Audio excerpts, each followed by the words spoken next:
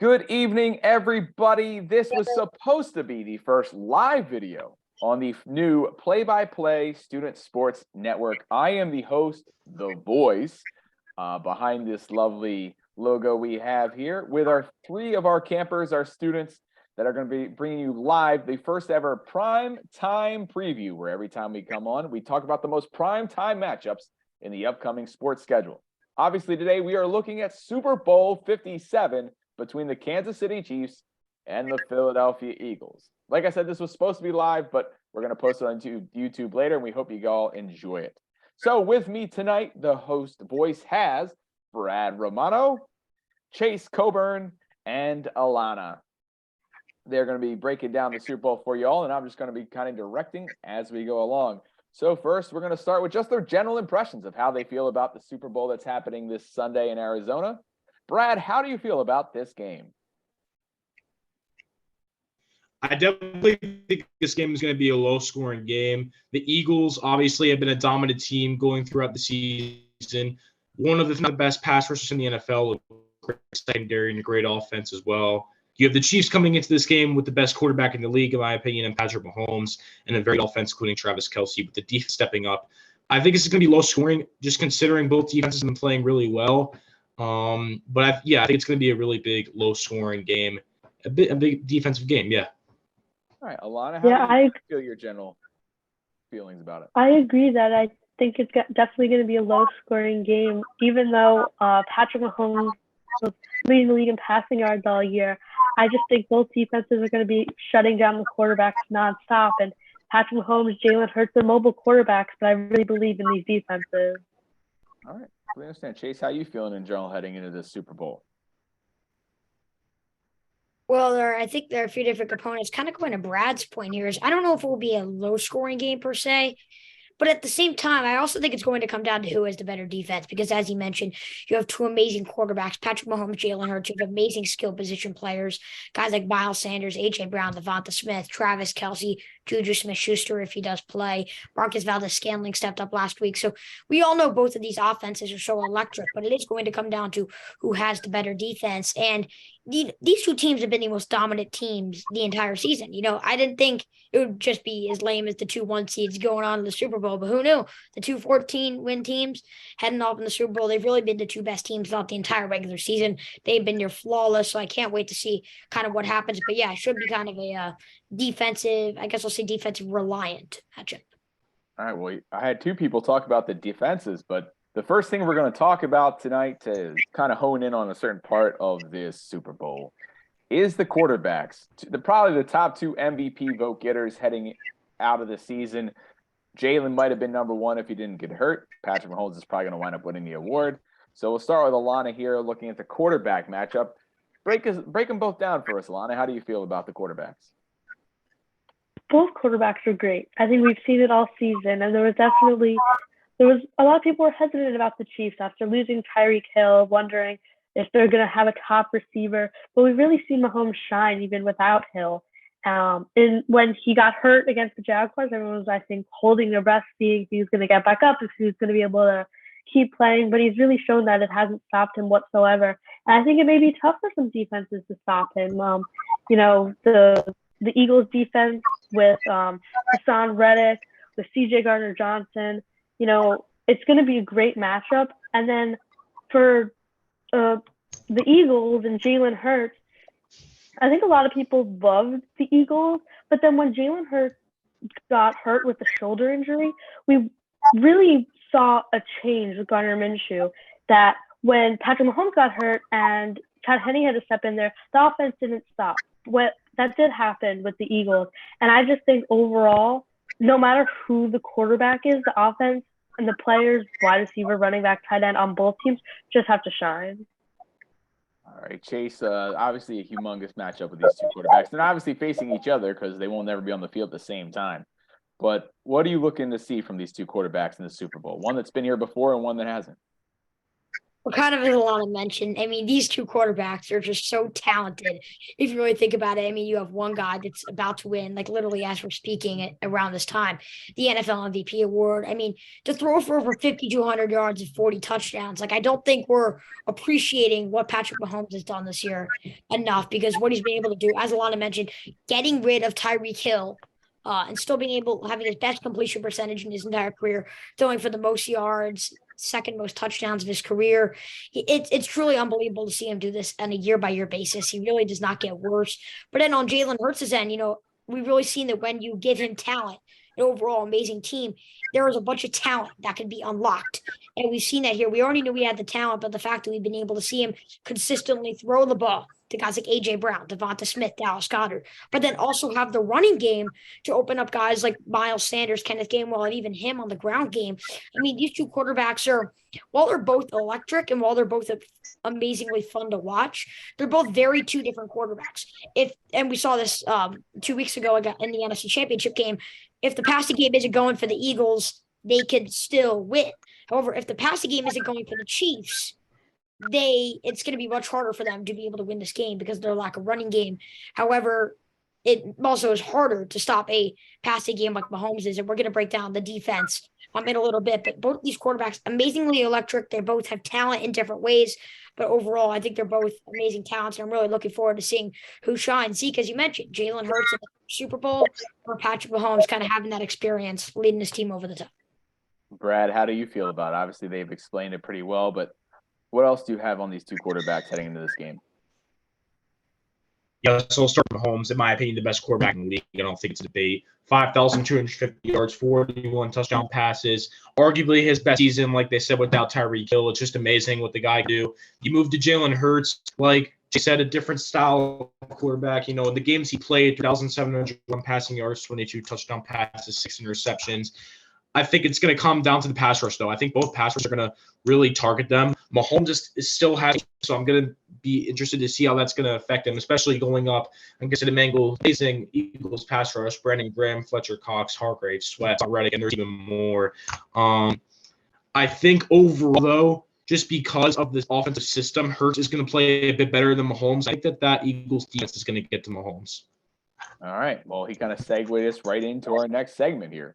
We're going to switch the other side of the ball. We'll get back to the offense in a moment. But the defenses have been phenomenal for both these teams. Obviously, the Philadelphia Eagles almost set a single-season sack record in NFL history, with Hassan Reddick kind of being the leader for them. Then Chris Jones is a finalist for the Defensive Player of the Year. Many people think Hassan Reddick should have been. So both defenses have something to brag about. Chase, let's look at that side of the ball real quick. Let's go to you first. The defenses that we see in Super Bowl 57. I don't like what I just said about how we're not appreciating Mahomes' season enough.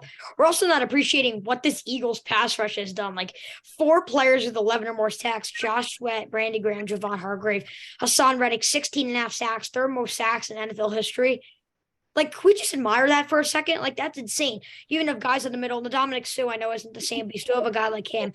You have a guy like Fletcher Cox in the middle. Yes, the linebacker core is weaker, but then in the secondary, to have guys, C.J. Gardner-Johnson, James Bradbury, and Darius Slay, all Pro Bowl caliber guys. I mean, it has been amazing to watch this Eagles defense this year.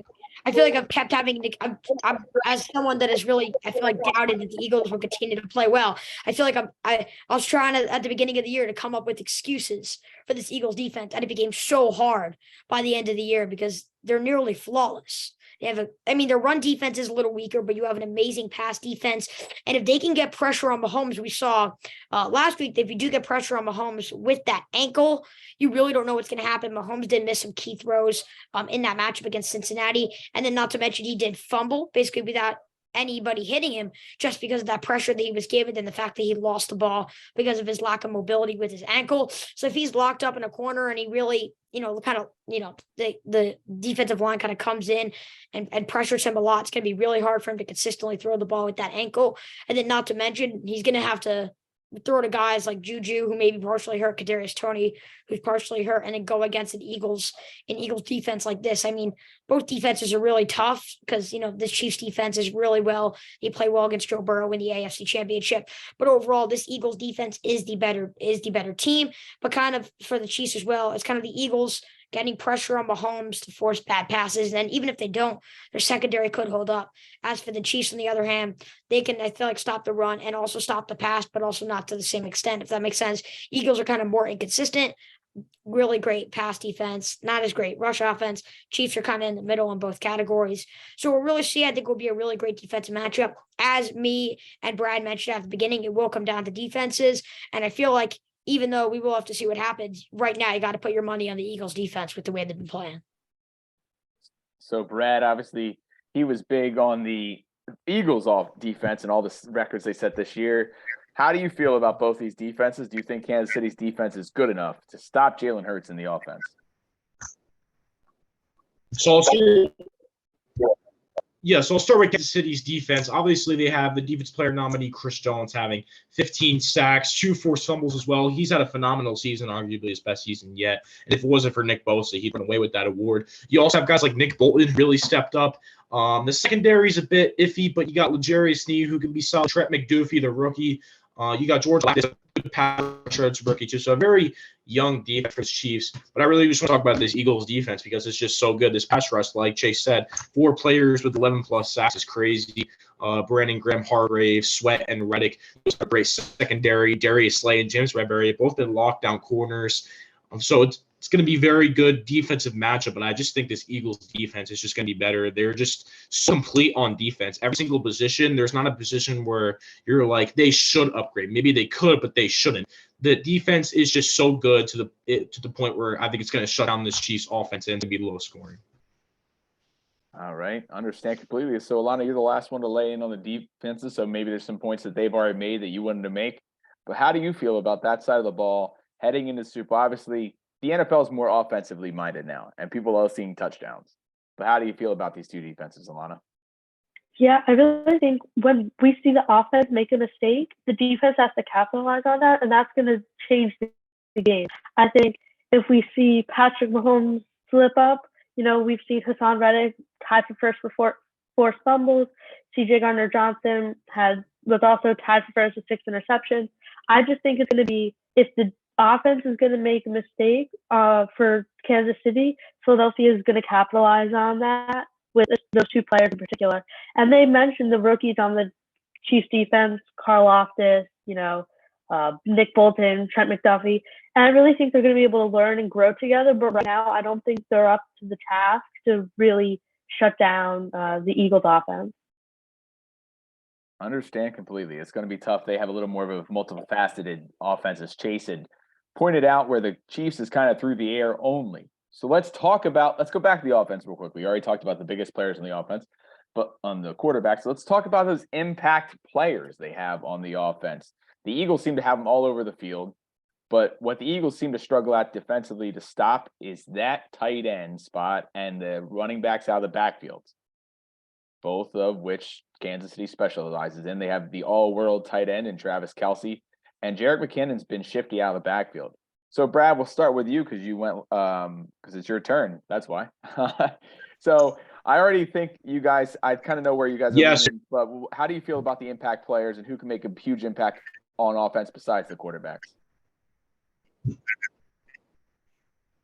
I mean, obviously, if you can't stop Kelce, he's going to cook. I mean, 110 catches, that's 3rd in the league. He's top 10 in receiving yards with 1,338, second for touchdowns, 12. So the stats speak for itself. But like you said, Jared McKinnon's been a great red zone threat. He's really shifty. And then Isaiah Pacheco, a rookie from Rutgers, big Rutgers fan. He's been great. He's stepped up 830 yards and 5 touchdowns. He's been great. So it's going to be interesting to see how the Eagles pass rush can handle him because he's also a bit of a receiving back. And then as for the Eagles, this offense is stacked. Miles Sanders, he's been great, but A.J. Brown also had a phenomenal season, 1,426 yards, one of the best physical receivers in the league. Devontae Smith, also a great route runner, also having yards. And then Dallas got, in my opinion, the top 5 tight end. So both teams have weapons all around, but I think that this Eagles offense just is so stacked with more weapons, while the Chiefs have good receivers, but I don't think they have receivers to the point where they give you those big moments in front of a really good defense. So I think Eagles have better skill positions for them to win the Super Bowl. All right. Again, big on the Eagles from Brad. So I wonder where he's leaning later in the pick segment. But Alana, how do you feel about the skill players? Who do you think is going to jump off the offensive charts tomorrow, get some balls in the end zone? Yeah, I definitely like Kelsey. Obviously, he's had an amazing season, record-breaking for tight ends. And obviously, him and Mahomes have a special connection, getting the ball to each other. But also, you have to talk about the run game for the Chiefs. Obviously, Isaiah Pacheco was really able to step up when Clyde Edwards-Helaire got hurt. And although Edwards-Helaire was activated off IR this past week, I don't know if he's really going to be able to step up after Pacheco has been able to really be the top guy for this team. Then at the wide receiver position, Juju Smith-Schuster almost had 1,000 receiving yards. You have Kadarius Toney, who has had a bit of an up and down season and has a couple injury concerns.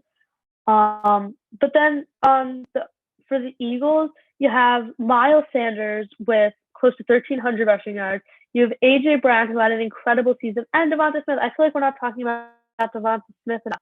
We're talking about A.J. Brown and the trade from the Titans, but Devonta Smith has really been a difference maker for this team. And then I just think overall, out of all the players that I mentioned, I do like Travis Kelce having the biggest day out of all of them. All right. So Travis Kelce, the biggest day out of all of them, but is that because the Eagles have so many weapons, Chase? Is Travis Kelce going to be enough for the Chiefs to win this game? How do you feel about the offensive weapons? Well, I mean, that's a great point. Before I do answer your question there about Kelce, I would like to kind of add on to Alana's point about how good Devonta Smith has been this year. As she said, everyone's talking about A.J. Brown, but in reality, this Eagles team would not be here without Devonta Smith this year.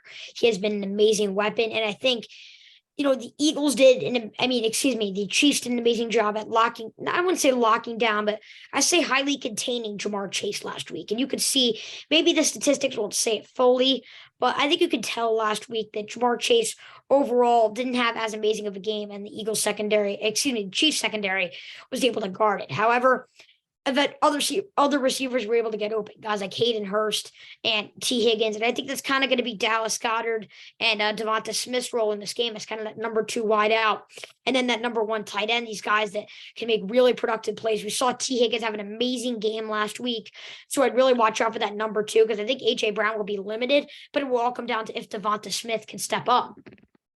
Then on the Chiefs side, a lot of their offense is going to come down to whether Juju Smith-Schuster and Kadarius Toney play, because even though they were able to get past the Bengals without them, I think it would be very hard to get past an Eagles defense without either of those 2 weapons.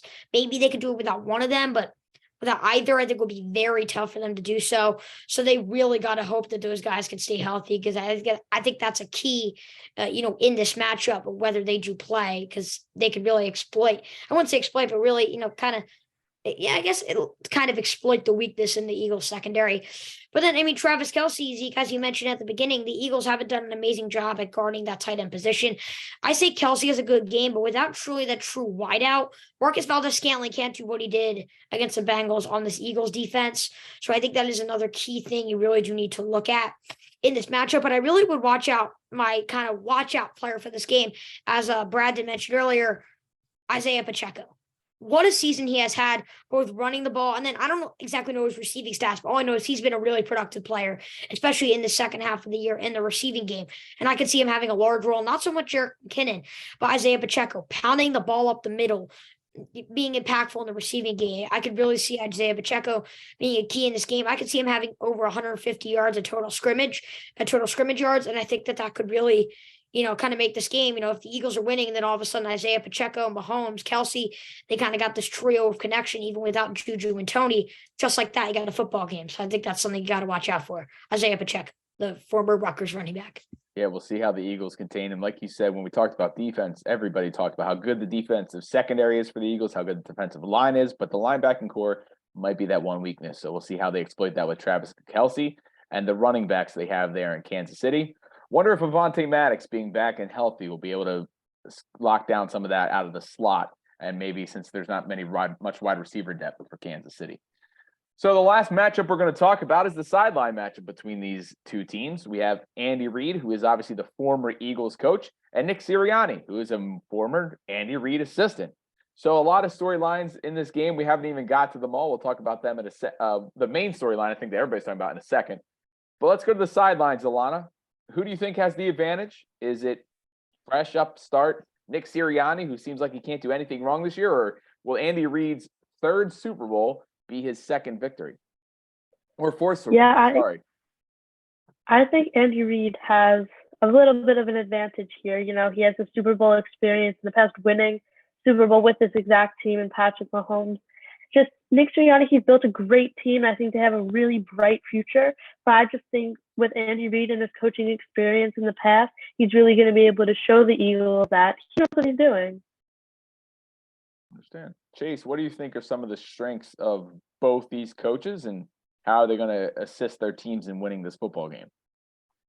Well, both of these coaches, this is something to look out for. This is what I think is going to make this matchup, as someone who doesn't cheer for either of these two teams, so much to watch as a neutral fan here, because both of these guys are going to take risks. And I smile saying that because, like, if there's a 4th and 1 at midfield, you're telling me Nick Sirianni or Andy Reid ain't going for that with these offenses. Like, it is going to be a fun game to watch. These guys aren't afraid to take risks, especially Sirianni. Like, we saw them go for, like, 4th and 3s, 4th and 5s last game, stuff like that. Like, this Eagles offense is just so electric that they can afford to. And it reminds me of a lot of these offenses kind of in their first year with these running quarterbacks with like good wideouts, kind of like the Ravens in 2019. It's like you can get it on these 4th downs. So I think you really got to watch out for, you know, they say, you know, there's not going to be a lot of 3 and outs. If there's a close 4th and 1, Chiefs are going to try to go for it. Eagles are going to try to go for it.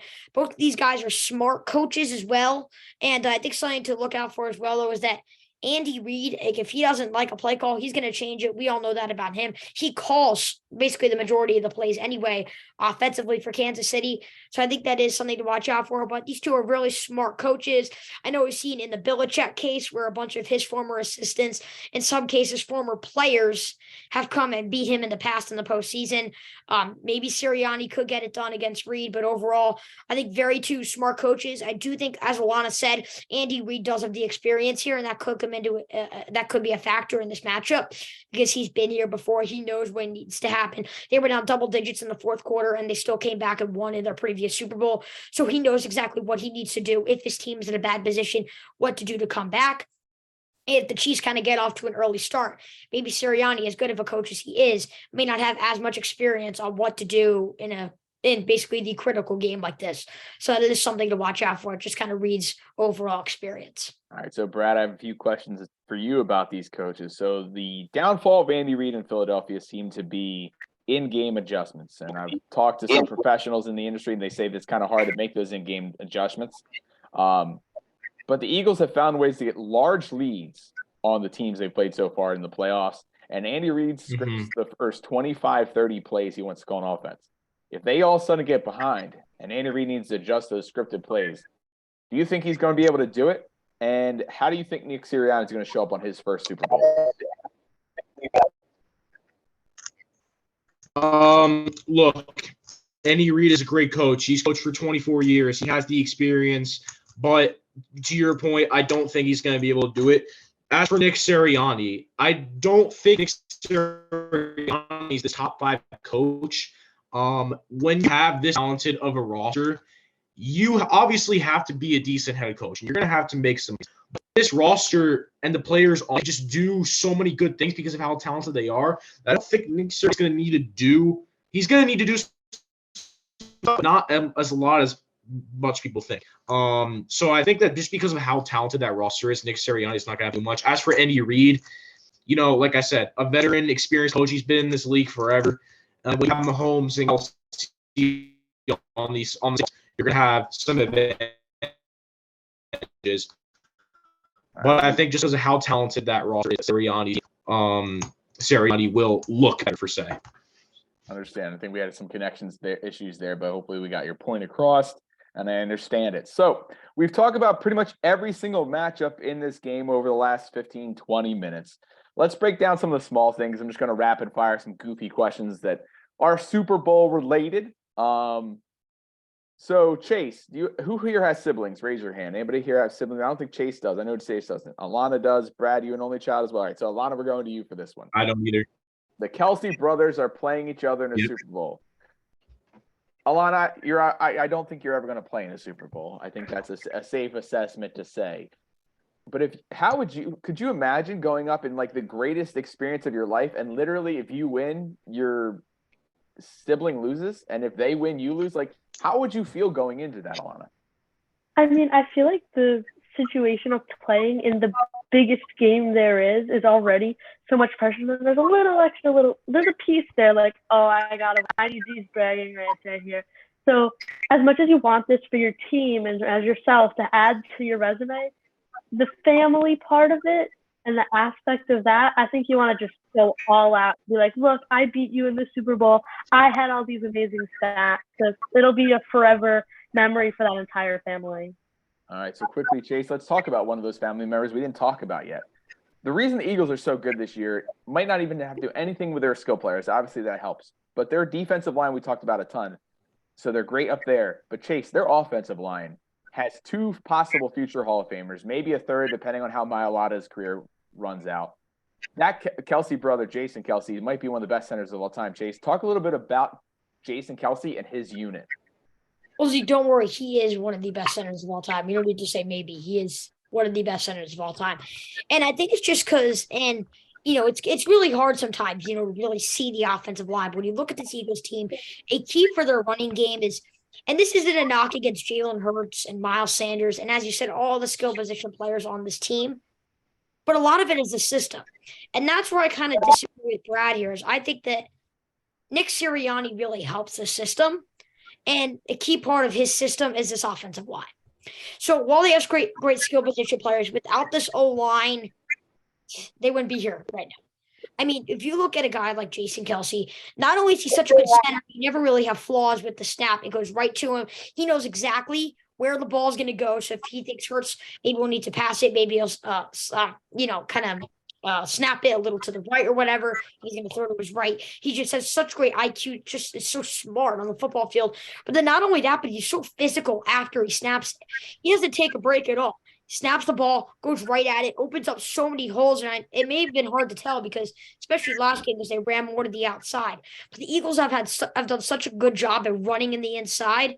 Who's in the middle right there? Jason Kelsey. And it's going to be really interesting to see how he'll handle a Chiefs defensive line with Frank Clark and Chris Jones. I don't know how they're going to be able to handle that. Even if he's not able to, guys like Landon Dickerson, Lane Johnson, these guys are amazing offensive players. But as for Jason Kelsey, I mean, the guy is super smart. The guy is a future Hall of Famer. If he doesn't make the Hall of Fame, I don't think anybody should make the Hall of Fame. He's just an amazing player, consistently one of the best in the league at what he does. And it's going to be really interesting to see how him and this Eagles offensive line, which has excelled all season long, how they do against a great Chiefs D line as well. So, Brad, I just wanted you to touch on one player that he did say, but he only talked about him briefly. The defensive player of the year this year is Nick Bosa. He got shut down last week by a guy with a torn groin muscle. His name is Lane Johnson. If he plays long enough, he could wind up in the Hall of Fame too. Do you think anybody's going to be able to get past Lane Johnson to get any pressure on Jalen Hurts, or is it just going to be a clean pocket for Jalen Hurts all day? Lane Johnson's been one of the best offensive tackles in the league for years now, and I was older. He's 32, which is still old, but Lane Johnson is just a great player. He's a great tackle. He's so good. I think the ends for the Chiefs are like George Karlaftis and Carlos Dunlap. And, Karlaftis is a rookie. Carlos Dunlap, he's always just been an average pass rusher, in my opinion. So, yeah, to answer your question, I don't think anyone's going to get past Lane Johnson with that good of a lineman going up against those types of edge rushers for the Chiefs. All right, Alana, let's go back to you real quick. We're going to ask, like I said, I'm going to ask some quick rapid-fire goofy questions. I kind of just got back to because we were talking about the brothers. I want to get back to the offensive line because I feel like we skipped over them, and that's one of the reasons the Eagles have been so good this year. So let's go back to those goofy questions. You talked about the sibling rivalry. Alana, what are you looking – so where are you watching the Super Bowl this year, at home or a family party? I'll be at home. All right, are you looking forward to a certain food? If there was a food for you ready for the Super Bowl on your kitchen table when the Super Bowl happened, what Super Bowl food would you be looking for, Alana? That is a tough question. There's so many great options here. You got wings, you got hot dogs, You got French fries. But I love tater tots. I think they go with all the food you could possibly have at a party. You can have tons of different dips. You can mix and match them with anything. I'm gonna go with tater tots. Tater tots for Alana. Chase, what are you hoping is on the Super Bowl menu this year? Personally, I'm not too big of a wings fan. I do understand the French fries aspect. Maybe, and I know maybe that isn't as common of a Super Bowl food, like maybe some sort of steak. Like, I feel like that just seems like such a, like, I feel like sometimes like at a Super Bowl party, you just want to sit down. You want to have a really good meal as you watch. If it's not my team, you want to sit down and have a really good meal as you watch two teams go at it to end the NFL season. Maybe just a nice steak on my plate would be really good. Chase is going high-end steak. I guess you're watching the game at home too, Chase, huh? Because if you go to a party that has steaks, I want to know what kind of Super Bowl party you go to. Brad, what are you hoping is on the Super Bowl menu for Super Bowl night? Yeah, this is generic, but I'm going wings. I think it's the perfect game day food just because it's so easy to eat. They're addicting too. You got barbecue, you got buffalo, honey barbecue, mango habanero. There's multiple flavors. When you're watching the Super Bowl, pay attention to the game. You don't want to be indulging in you much. You kind of just pick up a wing, eat it, watch the game. Wings and not boneless or chicken nuggets. Bone and wings, yeah. All right, bone and wings. Sounds great. All right. So one quick goofy other question about the entertainment part of this. Anybody here excited about, let's go 1 through 10. How excited are you about the halftime show and Rihanna? And then 1 through 10, how excited are we for the commercials? Brad, we'll go to you first on this. How excited are you a Rihanna fan, or are you looking forward to the halftime show, or are you going to skip it? I love it, yeah. All right, so 1 through 10. It's great. Yeah. 9, 10. I mean, I think Rihanna's one of the best singers of all time. So I'm gonna love every second, especially Umbrella. It's a great song. For the commercials, recently the commercials haven't been that good in my opinion. Super Bowl commercials used to be pretty cool, always funny commercials, but nowadays it's like, okay, yeah, commercials, cool. Yeah, that's my opinion on. Cool. Alana, are you a big Rihanna fan? Are you excited 1 through 10? I'm very excited. It'll be her first performance, I think, in like 7 years. So it'll be really exciting to see her back out there singing again. So I'm going to give the halftime show an 8. And then for commercials, I'm really excited. They've been like teasing a lot of them. I know the Mets did release that they're going to have a commercial here in the area. And then they've been teasing on the Sauce Gardner in it also. So I'm looking forward to those. Well, I'm glad I'm not in the North Jersey area to have to watch a Mets commercial. But Chase, how do you feel about the as a Phillies fan, I have to say that. Chase, how do you feel? I mean, the halftime show, whether your team is playing or not, at first it kind of feels annoying because it's like, oh my gosh, I gotta wait like 20, 30 minutes, maybe even more until I get to watch these teams face off again. It just seems like sometimes really annoying, especially if you're in a close game. You just want to keep seeing what happens. It could also change the momentum of a game too. The halftime show, if a team's winning by a lot, they have a long time to make halftime adjustments, and then they come out rapid firing on fire. So halftime show, I know Rihanna is a great singer. I'll give it like a 7.5 to an 8-ish around there. I think I am excited to see her perform. But I don't think it may live up to some of the other Super Bowl halftime shows that we have seen. And then when it comes to commercials, I'm actually going to give it a 9. I really like Super Bowl commercials. They really sometimes have a lot of funny ones, and they kind of bring old people back. They usually have like one NFL commercial that's usually run by like Pete Berg and those kind of guys. So I'm looking forward to seeing something like that too. And, they usually find a way to bring really fun commercials in there. Hopefully we'll see the Rob Gronkowski field goal thing. I'm kind of looking forward to seeing that, even though it's so stupid. It's like just like a funny thing. So maybe some Gronk commercials, the Gronk field goal, stuff like that. So overall, from that entertainment aspect, I'll actually give that a 10. I think I'm actually really looking forward to that. All right, so we're looking forward to Gronk kicking field goals, Rihanna singing songs. I might disagree with Brad a little bit that she's one of the greatest singers of all time, but obviously she's talented. So, the graphics just went to sleep. So let's get the graphics back up. All right, there we go. So let's do the important part. Let's do picks. I'm gonna make Chase go for first, and Chase, I want you to keep it a little short because I know how you can talk. But that's why we brought you on here, because you know your stuff. I think we have a slogan already for this channel is the kids know their stuff, because y'all have brought out some amazing points that ESPN couldn't even talk about this evening. Chase, who do you have? What do you have as the score? Give me one quick point about why you have it that way.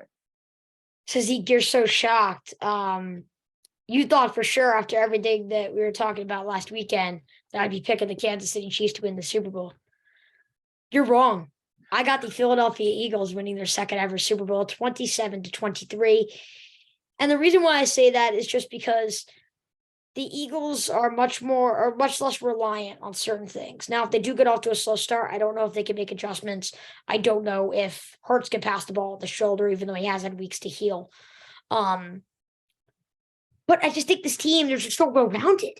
Like, I don't see the Chiefs getting off to an early lead because of Mahomes' ankle, because of their secondary, because of the injuries with the wideouts, because of Avonte Maddox coming back. Like, there's so many different things. It's like, I don't think they are going to get off to an early start. And because of that, the Eagles can play their game. They can pound the ball, and, they can really just drive consistently on this Chiefs defense. Now, Patrick Mahomes is always going to make a run. That Super Bowl against the Bucs is very shocking. It's very rare where you'll say Patrick Mahomes is out of a football game. So, of course, he's going to make it close. But this Eagles team has been too talented. I picked against the Rams in every single game last year in the playoffs, including the Super Bowl. And it ended up backfiring for me. And I've been trying to come up with excuses for this Eagles team all season because I haven't wanted to admit that this team is really good. But they're really good. You could give them the trophy already. Congrats to the Philadelphia Eagles. I think they'll win 27-23. All right, well, I hope the fact you're picking them isn't jinxing them since you didn't pick the Rams last year. Alana, let's go to you because I kind of already know where Brad's going, so I want to see if you have something. All right. I think this one is going to be 24-20 for the Eagles. I think the Chiefs they're a great season. I'm not putting them down whatsoever, but I just think the Eagles have an edge here on defense and even on offense a little. You have Patrick Mahomes banged up. You have a banged up wide receiver. I just think the Eagles are going to be able to come out on top, and it's going to be close. I think there's going to be like a missed kick somewhere. Someone's going to have to go for two and like miss it. It's going to be a wild ending, but end up being the Eagles 24-20. All right, Brad, are you going to break the trend, or are we going 3 for 3? I'm going for 3 for 3, and I think it's going to be a little more of a low-score game. I'm going to go with the Eagles here, 21-13. That is a bit of a score, but I don't think this game is going to look close. I think this game is going to look like the Eagles have full control of their time. Like I just said, I think that defense is just going to be way too good. They're so complete. Mahomes' ankle sprain is a big problem and a little concerning for his mobility. But, yeah, I think Eagles take care of business and get the Super Bowl. All right, so 3 for 3 on the picks. I'm only a host. I don't have any opinions. Can I just add something real quick? Yes, go ahead, Chase. I think Patrick Mahomes at 13 points, just a little less. And I understand what you're saying with this Eagles defense, but I just don't see Patrick Mahomes getting shut down that much. Because the reason why he got shut down the last Super Bowl was because of their lack of offensive line. But now they do have an offensive line. They don't have an offensive line that has like mostly backups. So I think they'll put up a decent amount of points. I still think the Eagles will win. And by the way, just picking against, if I'm an Eagle fan, I'd be scared right now. Picking against Patrick Mahomes in a game is usually doesn't go that well for most people. So we're going clean sleep meme alert, as they call it on other shows. But yeah, we'll see what happens. It should be a good game. Yeah, 3 for 3 for the Eagles here. I don't have an opinion, but as y'all know, I hope you are all right. Low scoring in the NFL now does mean the 20s, so I'm surprised none of you had any points in the 30s. I just want to say I hope I'm completely wrong. Go Giants. Brad being from North Jersey, but he thinks he knows what. Obviously, he's seen what happened to the Giants a couple times this year. All right, everybody, we really appreciate you watching this first ever broadcast on Play by Play Sports Student Network. We wish it could have been live, but we'll fix that next time. For Alana, Brad, and Chase, I am the voice behind the channel, and we hope you enjoyed it. We'll see you soon.